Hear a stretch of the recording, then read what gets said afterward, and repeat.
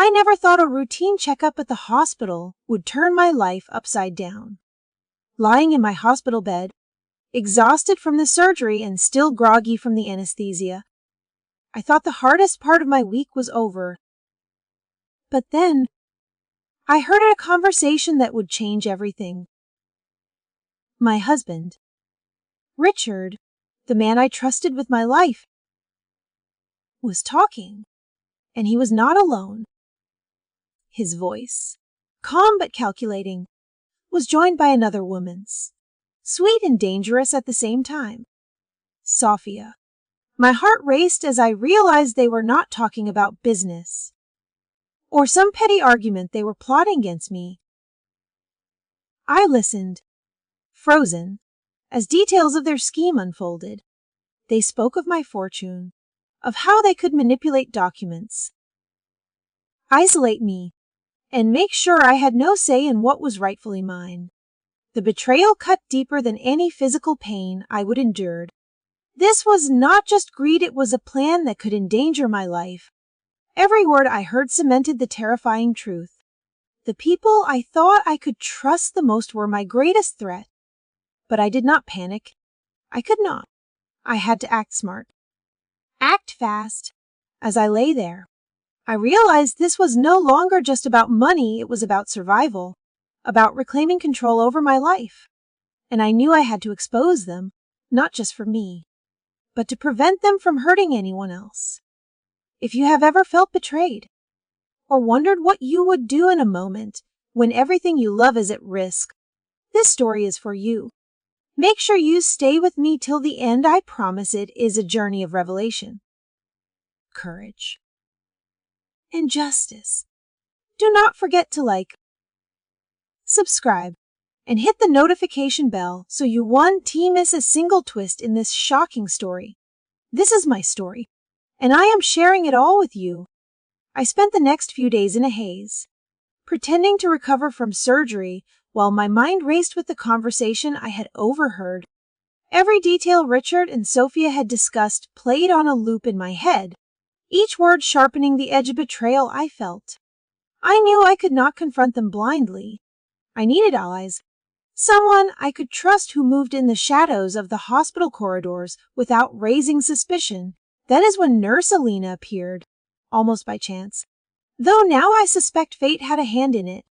Her gentle manner and quiet efficiency drew me in immediately, and within hours, I had shared fragments of my fear, watching her face register a mixture of concern and determination.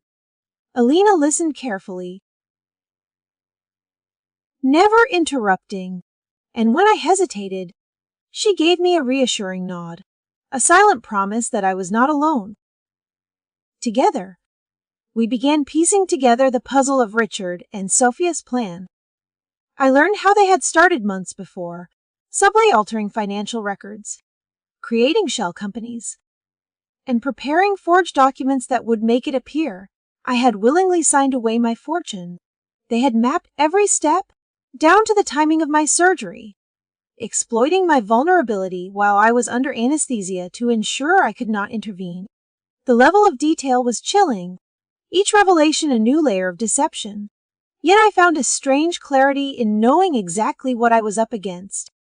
Alina guided me through the legal implications, showing me how the forged documents could be traced, how certain financial moves could be blocked if we acted swiftly, and how even the smallest oversight from them could become our advantage. She explained how they had underestimated one critical element: my awareness. The arrogance in their planning, the assumption that I would remain ignorant, was their greatest weakness. I realized that knowledge had become my weapon, and with Alina's support, I could wield it carefully, strategically, without exposing myself too soon. In quiet moments, I observed their behavior through small, deliberate encounters in the hospital, noting inconsistencies and catching glimpses of documents left unattended. Each observation, every whispered conversation I could overhear without their knowledge, added pieces to the growing mosaic of evidence. Alina taught me how to document these moments without raising suspicion, recording dates, times, and details that would later become undeniable proof of their intent. It was meticulous work, almost surgical in its precision, but with each passing day, I felt a shift within myself from a victim trapped in fear to someone actively reclaiming control over her life. I began imagining how the confrontation would unfold, not in haste or anger, but as a carefully orchestrated revelation where the truth would emerge with clarity, leaving no room for denial. Knowing the depths of their plan, the lengths they were willing to go, I felt a mixture of resolve and exhilaration, understanding that survival required not just courage but patience and cunning. The hospital room, once a place of vulnerability, transformed in my mind into a stage where the final act of their deception would be exposed, where their meticulous schemes would crumble under the weight of evidence and the sharpness of awareness I had gained with Alina's guidance. By the time I left the hospital, the fear that had initially paralyzed me was replaced by a quiet determination. Every forged signature, every financial maneuver, every whispered plan was now part of a record I could act upon. I understood that the journey ahead would demand strategy, timing, and courage, but with the truth illuminated and a loyal ally at my side, I felt equipped to navigate the treacherous path Richard and Sophia had laid out, turning their own underestimation of me into the very tool that would ensure their exposure. Once I had gathered enough evidence and fortified my understanding of Richard and Sophia's schemes, I knew it was time to act, but I had to do so with precision, ensuring that every move would be legally unassailable and strategically sound. The moment I stepped out of the hospital, I contacted Daniel, my longtime lawyer, a man whose reputation for meticulous preparation was rivaled only by his discretion, and Carla, my accountant, whose analytical mind could untangle even the most convoluted financial web. I recounted everything I had learned through Alina's careful guidance, detailing the forged documents, the shell companies, and the intricate plans designed to strip me of my wealth while leaving me vulnerable. They listened intently, taking notes, asking probing questions, each query sharpening the framework of a plan that would turn the tables on Richard and Sophia.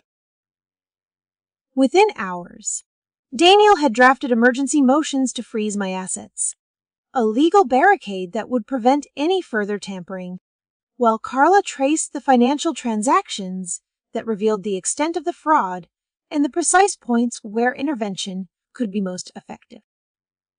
Together, they became extensions of my resolve, translating my fear and outrage into concrete actions that would safeguard what was mine and expose the deceit in full view of the law. I felt a surge of empowerment as the first filings went through, imagining the stunned faces of Richard and Sophia when they discovered that their careful plotting had been anticipated and neutralized before it could reach fruition. The knowledge that I had transformed my vulnerability into leverage filled me with a quiet, determined satisfaction, the kind that comes from knowing one is finally in control of the narrative.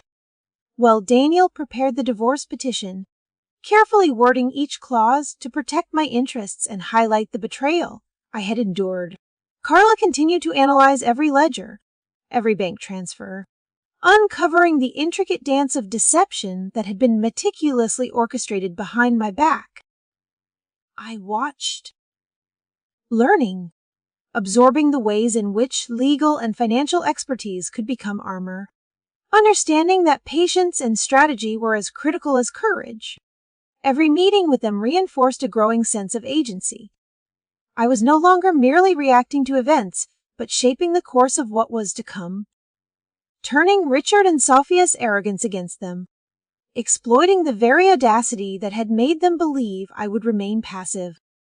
The day the motions were served, I felt a mix of anticipation and solemnity, knowing that the next chapter would bring confrontation and revelations that could not be ignored. Each piece of evidence, meticulously cataloged, became a story of their deceit, a narrative that could not be denied or obfuscated. The thought of Richard's confident demeanor faltering, Sophia's schemes unraveling under scrutiny, sent a shiver of satisfaction through me, tempered by the awareness that justice required careful execution, not impulsive vindication.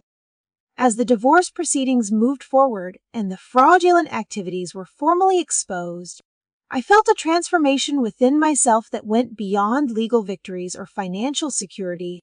I had reclaimed agency over my life, turning fear into strategy, a betrayal into evidence, and deception into a lesson in vigilance. In the quiet moments between court dates, I reflected on the journey from helplessness to empowerment, understanding that the most potent weapons in any battle were knowledge, preparation, and the unwavering support of those who stand beside you when the world seems determined to conspire against you. By the time the courtroom doors closed on the initial hearings, I knew I had not only defended my fortune but also asserted my right to live unmanipulated and unafraid, and the sense of triumph, tempered with resolve, would guide the steps I would take in the days to come. The morning the arrests were made, I felt a mixture of vindication and surreal calm as I watched the culmination of months of careful planning unfold, knowing that the meticulous steps Daniel and Carla had orchestrated had finally cornered Richard and Sophia in a way from which there was no escape. Law enforcement officers moved with quiet precision, presenting warrants and detailing the charges that had been compiled through painstaking investigation. Fraud, conspiracy, and even attempted harm, a catalog of misdeeds that spanned the full scope of their treachery. I observed from a discreet distance, the shadow of my hospital room and late-night consultations still lingering in memory, as the weight of justice descended on the couple who had once made me feel powerless, whose confidence had been so absolute they never imagined their schemes would be exposed with such clarity and force. With each step they took toward the police vehicles, I felt the tension that had clung to me for weeks dissipate, replaced by a profound sense of agency that was both liberating and quietly satisfying. I recalled Alina's careful guidance, the secrets whispered between the beeping monitors of my hospital room, and the way Daniel's legal arguments had stripped their defenses down to the bare bones of accountability, leaving no room for manipulation or evasion.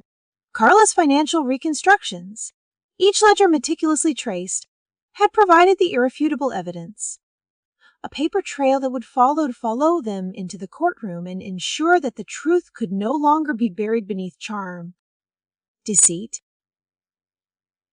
or intimidation. Watching their confident facades crumble under the weight of their own arrogance, I understood fully the price of underestimating someone who had once appeared vulnerable but had learned to wield strategy, knowledge, and determination as weapons. As the legal machinery moved forward, I returned my attention to the empire I had built, the business ventures and personal investments that had been threatened but never truly endangered thanks to the swift actions taken to secure and freeze the assets.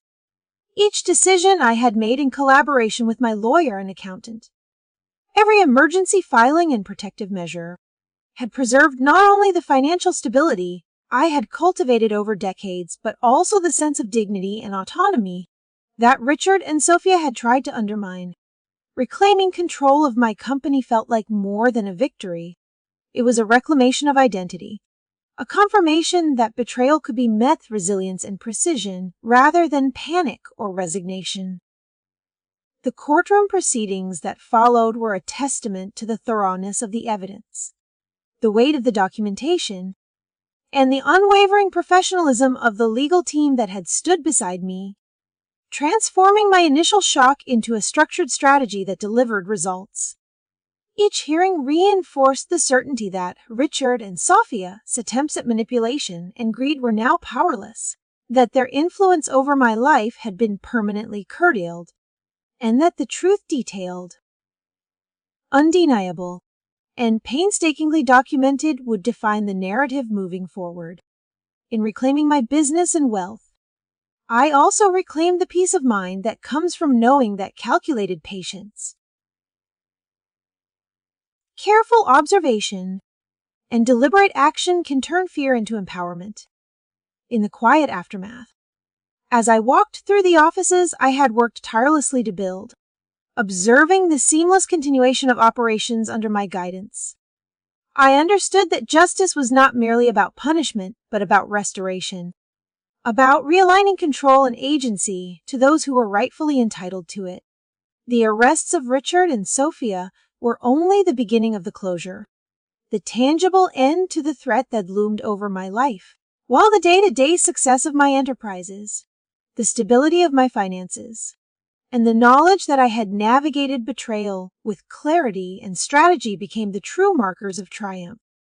In reclaiming what was mine, I also reclaimed my story, no longer a victim of conspiracy but a testament to resilience, foresight, and the power of steadfast determination when facing those who seek to undermine everything you hold dear. As the dust settled from the courtroom battles and the arrests became a part of the official record, I began to dig deeper into Richard's past, determined to understand the full scope of his manipulations and to prevent anyone else from falling into the traps I had narrowly escaped. What I uncovered was chilling yet clarifying. Richard had a pattern, a calculated approach to targeting women of wealth and influence, often exploiting their trust and the vulnerabilities created by love, illness, or ambition. Each story I found was a thread in a tapestry of deceit, and as I read through them, I realized that my experience was not isolated but part of a disturbing continuum that demanded not just legal closure, but awareness, vigilance, and accountability. I reached out to families of past victims, approaching them with caution and empathy, knowing how painful it must have been to revisit these betrayals. To my surprise, many were eager to connect, to share their experiences, and to finally see someone taking their stories seriously. Together, we built a network, exchanging information and collaborating on strategies that could support investigations, strengthen evidence, and ensure that Richard's actions could not continue unchecked. There was a powerful sense of solidarity in these interactions, a recognition that while we could not erase the harm done, we could amplify our voices and work collectively to safeguard others. In connecting these lives, I also found healing for myself. The isolation and fear I had once felt began to lift as I realized that my actions had purpose beyond personal restitution. By bringing light to the pattern of his crimes, I could contribute to a greater understanding and protection for those at risk. I worked closely with authorities, ensuring that all past instances of fraud, deception, and endangerment were documented, verified, and brought to their attention, providing a comprehensive picture that highlighted the gravity of his offenses. It was meticulous, sometimes exhausting work, but every piece of evidence we compiled strengthened the case for accountability and underscored the importance of vigilance and courage. Through this process, I also strengthened my own life, rebuilding trust, refining my business strategies, and ensuring that every personal and professional safeguard was in place. I became more attuned to patterns of deception, more confident in my ability to discern character, and more committed than ever to using my experience to educate and empower others. The journey had started in betrayal and fear, but it culminated in awareness, strength, and a renewed sense of purpose. To everyone listening, I want to thank you for following my story and witnessing this journey of resilience and justice. Remember, awareness and vigilance are powerful tools, and even in the darkest moments, you can take steps to protect yourself and those around you. If my experience resonates with you or inspires you to act with courage in your own life, please consider liking this video and subscribing to the channel to stay connected with more stories of empowerment, justice, and survival. Together, we can ensure that lessons are learned, voices are heard, and accountability is not just a hope, but a reality. Accountability is not